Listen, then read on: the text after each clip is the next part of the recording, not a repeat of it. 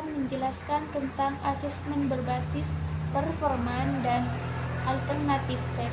Pengertian asesmen berbasis performan adalah jenis penilaian yang mengukur kemampuan peserta didik dalam melakukan suatu tugas atau kegiatan yang mencerminkan keterampilan dan pengetahuan.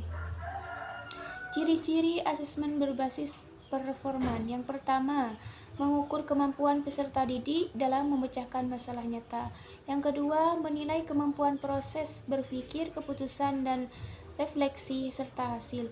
Yang ketiga, peserta didik diharapkan untuk menghasilkan produk atau menunjukkan keterampilan tertentu.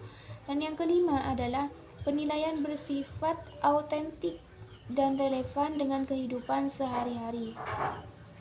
Yang kedua adalah tujuan asesmen berbasis performan. Mengukur penerapan pengetahuan peserta didik tidak hanya ditanya tentang teori, tetapi juga bagaimana mereka menerapkannya dalam situasi nyata. Yang pertama, meningkatkan keterampilan praktis. Yang kedua, menilai keterampilan berpikir kritis dan kreatif. Dan yang ketiga, memberikan umpan balik yang lebih bermakna. Selanjutnya adalah prosedur pelaksanaan asesmen berbasis performan.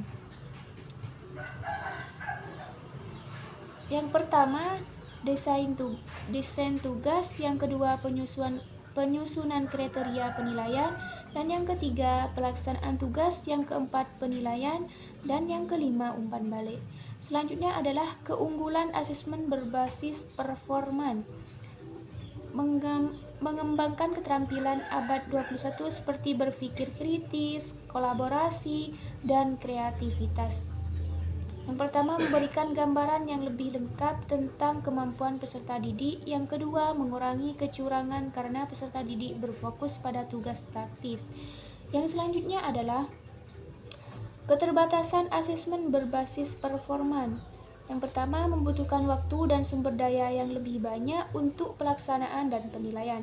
Yang kedua adalah penilaian bersifat subjektif dan bisa bervariasi antara penilaian.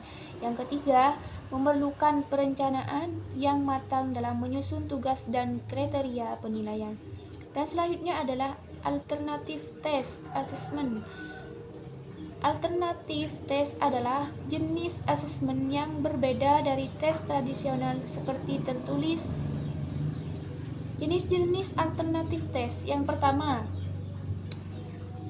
portfolio, kumpulan karya atau hasil tugas yang dikumpulkan peserta didik selama periode waktu tertentu. Yang kedua, proyek, tugas yang melibatkan peserta didik untuk bekerja dalam jangka waktu tertentu dengan fokus pada penciptaan produk tertentu. Yang ketiga, presentasi lisan, mengharuskan peserta didik untuk mempresentasikan pengetahuan hasil belajar tugas mereka di depan kelas. Yang keempat, diskusi kelompok, penilaian dilakukan berdasarkan kontribusi peserta didik dalam diskusi kelompok tentang suatu topik atau masalah.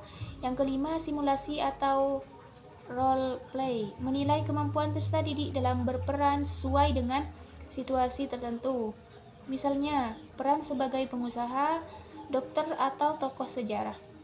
Dan yang keenam, esai atau refleksi. Peserta didik diminta untuk menulis esai atau refleksi mengenai topik tertentu.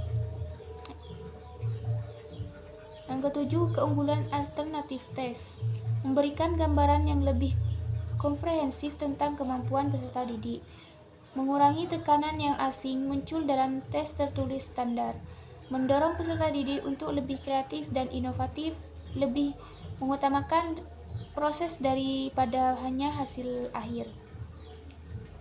Kedelapan, keterbatasan alternatif tes, waktu dan sumber daya yang dibutuhkan lebih banyak, penilaian yang lebih subjektif, tidak selalu mudah untuk diterapkan dalam jumlah besar. Mungkin hanya itu yang bisa saya jelaskan, kurang lebihnya mohon maaf. Wassalamualaikum warahmatullahi wabarakatuh.